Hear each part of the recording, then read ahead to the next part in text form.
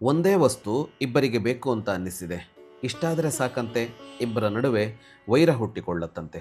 ಅದಕ್ಕಿಂತ ಮೊದಲು ಅವರ ನಡುವಿನ ಸಂಬಂಧ, ಅನುಬಂಧ ಅದೆಷ್ಟು ಚೆನ್ನಾಗಿರಲಿ, ಅದೆಷ್ಟು ಹತ್ತಿರದ್ದಾಗಿರಲಿ, ಅದು ಒಡೆಯದೇ ಇರುವಂಥದ್ದು, ಕಡಿದು ಹೋಗದೇ ಇರುವಂಥದ್ದು ಅನ್ನುವಷ್ಟು ದೃಢವಾಗಿರಲಿ, ಒಂದೇ ವಿಷಯದ ಮೇಲೆ, ಒಂದೇ ವಸ್ತುವಿನ ಮೇಲೆ ಇಬ್ಬರಿಗೆ ಆಸಕ್ತಿ ಮೂಡಿತು ಅಂತ ಅಂದರೆ ಅಲ್ಲಿಗೆ ಮುಗಿತು, ಅಲ್ಲಿ ದ್ವೇಷವೇ ಆರಂಭ ಆಯಿತು.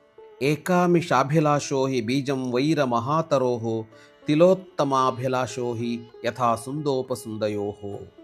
ಇದನ್ನು ಹೇಳ್ತಾ ಅವನು ಸುಂದ ಮತ್ತು ಉಪಸುಂದರ ಕಥೆಯನ್ನು ನೆನಪಿಸಿಕೊಡ್ತಾನೆ. ಸುಂದ ಮತ್ತು ಉಪಸುಂದ ಅಂತ ಇಬ್ಬರು ರಾಕ್ಷಸರು, ಸಹೋದರರು, ಬಹಳ ಅನ್ಯೋನ್ಯವಾಗಿದ್ದರು, ಪ್ರೀತಿಯಿಂದ ಇದ್ದರು. ಆದರೆ ಲೋಕಕಂಟಕರಾಗಿದ್ದರು. ಅವರ ನಾಶಕ್ಕೆ ತಿಲೋತ್ತಮೆಯ ಸೃಷ್ಟಿಯಾಯಿತು, ಅಪ್ಸರೆ ಇದ್ದು. ಅವಳು ಬಂದು ನಿಂತಳು. ಅಣ್ಣ ತಮ್ಮ ಇಬ್ಬರು ಅವಳು ನನಗೆ ಹೆಂಡತಿಯಾಗಬೇಕು, ಅವಳು ನನಗೆ ಹೆಂಡತಿಯಾಗಬೇಕು ಅಂತ ಆರಂಭ ಮಾಡಿದ್ರು. ಇಬ್ಬರೇ ಹೊಡೆದುಕೊಂಡು ಸತ್ತು ಹೋದರು. ಹಾಗಾಗಿ ಒಂದೇ ವಸ್ತುವಿನ ಮೇಲೆ ಇಬ್ಬರಿಗೆ ಆಸಕ್ತಿ ಮೂಡಿತು ಅಂತ ಅಂದರೆ ಅಲ್ಲಿ ವೈರ ಹುಟ್ಟತ್ತೆ.